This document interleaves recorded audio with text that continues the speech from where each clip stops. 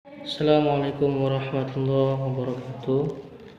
Alhamdulillah rabbil alamin, wassalatu wassalamu ala asrofil anbiya wal mursalin wa ala alihi wa sahbihi ajma'in. Yang pertama-tama, pada senantiasa kita selalu memanjatkan puji syukur kepada Allah Subhanahu wa taala, karena Allah Subhanahu wa taala pada hari yang mulia ini masih memberikan kita kesehatan, kesempatan, terlebih nikmat iman dan Islam. Kemudian salat dan salam senantiasa kita hadirkan pada Nabi kita Muhammad SAW. Mudah-mudahan dengan berbanyak selawat kepada beliau kita mendapatkan syafaatnya di yaumil mahsyar kelak. Amin amin ya rabbal alamin. Yang pertama-tama yang saya hormati ialah Buya Andri Nurwandi, SSY MA, sebagai dosen pembimbing mata kuliah hukum perkawinan di Indonesia. Kali ini saya akan menjawab yaitu pertanyaan-pertanyaan soal ujian MIT yang tadi Buya berikan pertanyaannya ba'da zuhur, dan kali ini saya akan menjawabnya satu persatu.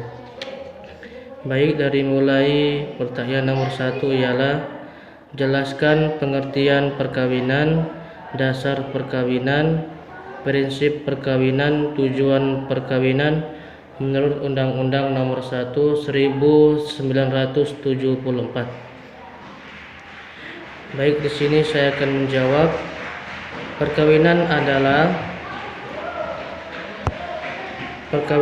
ialah ikatan lahir batin antara seorang pria dengan seorang wanita sebagai suami istri dengan tujuan membentuk keluarga yang bahagia dan kekal berdasarkan ketuhanan yang Maha Esa. Dasar hukumnya yang terdapat dalam Quran Surah Al-Baqarah ayat 221, yaitu yang berbunyi Bismillahirrahmanirrahim, wala tankihul musyrikati hatta yu'minna wala amatum mu'minatu khairum min musyrikati walau a'jabatkum wala tunkihul musyrikina hatta yu'minu wala abadum mu'minun khairum min musyriki walau a'jabakum aulaika yad'una ilan nar wallahu yad'u ilal jannati wa maghfirati bi'idnihi wa yubayyinu ayati linnasi lahum yatadhakkarun. Kemudian juga terdapat dalam Quran surah An-Nisa ayat 3. Kemudian dalam dasar hukum dalam Undang-Undang Nomor 1 1974 yang terdapat dalam pasal 2, yaitu ayat pertama, perkawinan adalah sah apabila dilakukan menurut hukum masing-masing agamanya dan kepercayaannya itu.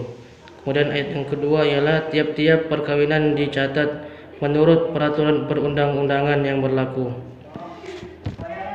Kemudian tujuan perkawinan adalah membentuk keluarga yang bahagia dan kekal.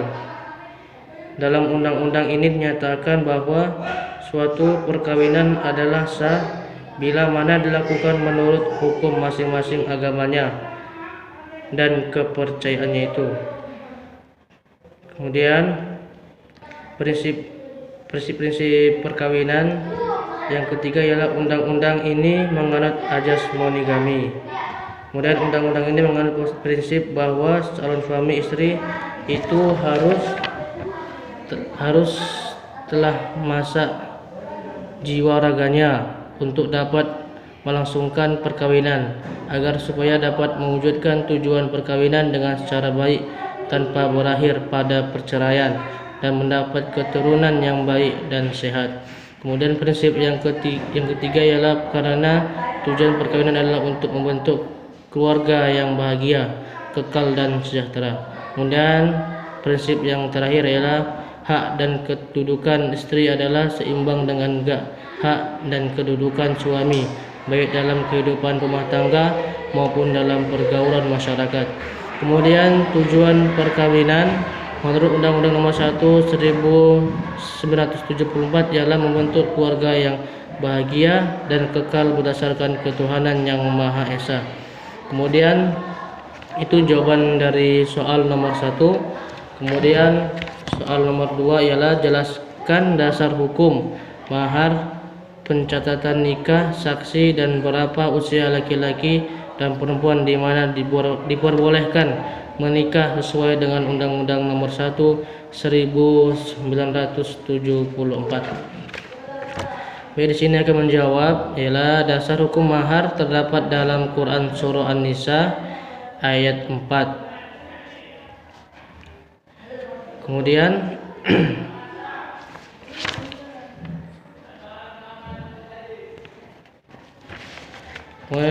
dasar hukum kemudian pencatatan nikah. Perkawinan adalah sah bila sah apabila dilakukan menurut hukum masing-masing agamanya dan kepercayaannya itu. Kemudian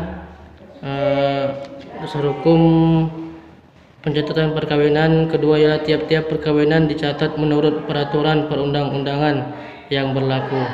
Kemudian dasar hukum saksi diatur dalam KUHP yaitu pasal 1 KUHP pasal 126, yaitu saksi adalah orang yang dapat memberikan keterangan guna kepentingan perkara tentang suatu perkara yang ia dengar sendiri, ia lihat dan ia alami sendiri dengan menyebut alasan dari pengetahuannya itu. Kemudian usia seorang lelaki dan perempuan diperbolehkan menikah dalam Undang-Undang Nomor 1 1974 ialah usia laki-laki dan perempuan dapat menikah ialah dalam pasal 7 ayat 1.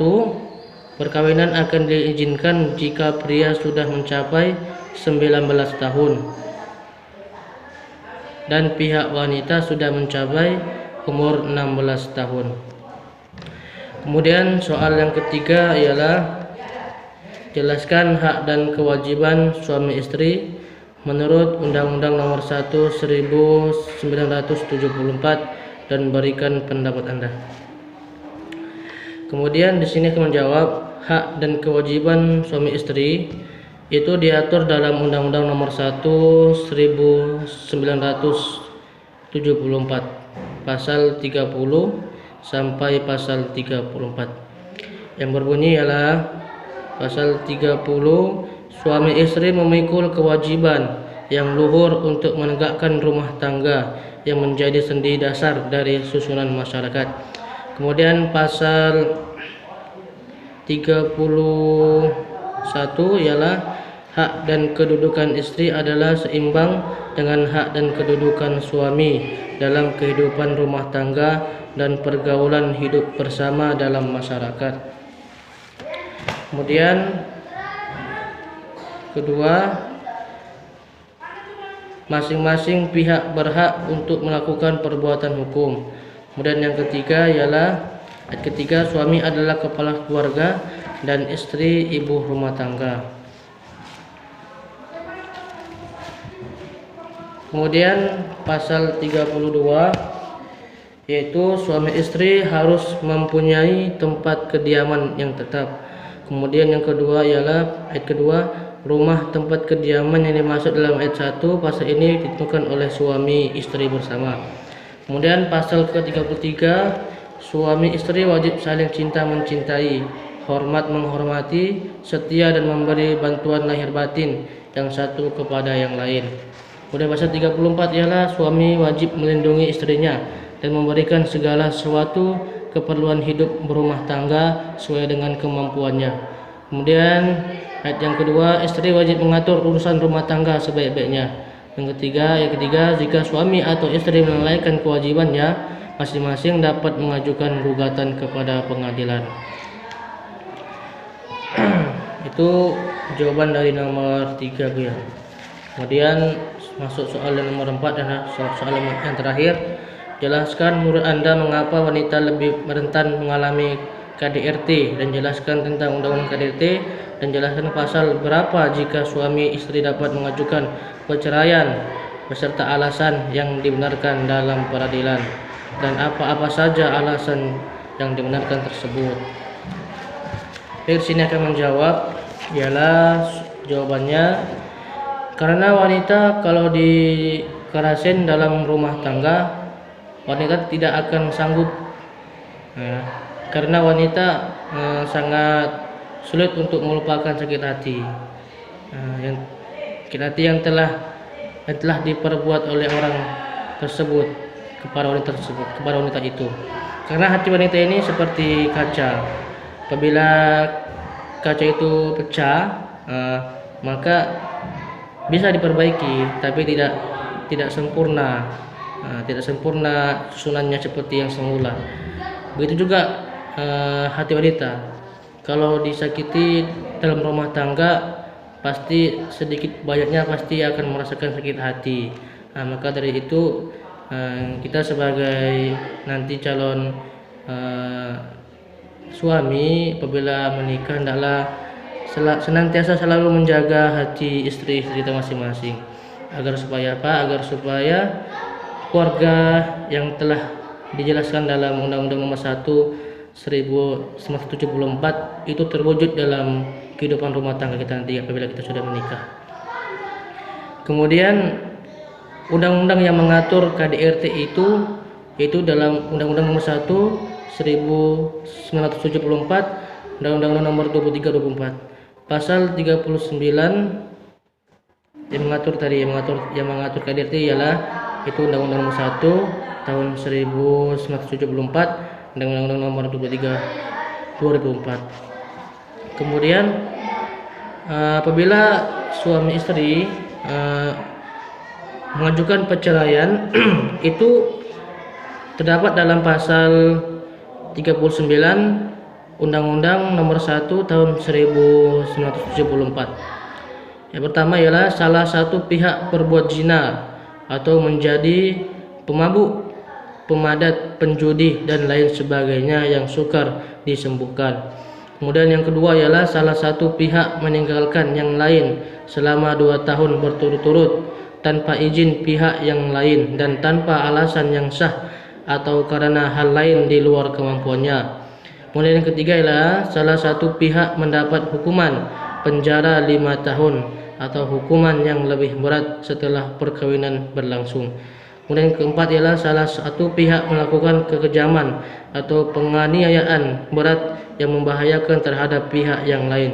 Kemudian yang kelima ialah salah satu pihak mendapat cacat badan atau penyakit yang mengakibatkan tidak dapat menjalankan kewajibannya sebagai suami istri.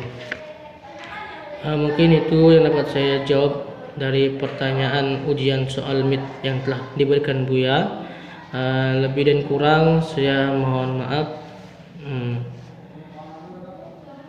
Wallahu a'lam bishawab. Saya sudahi. Assalamualaikum warahmatullahi wabarakatuh.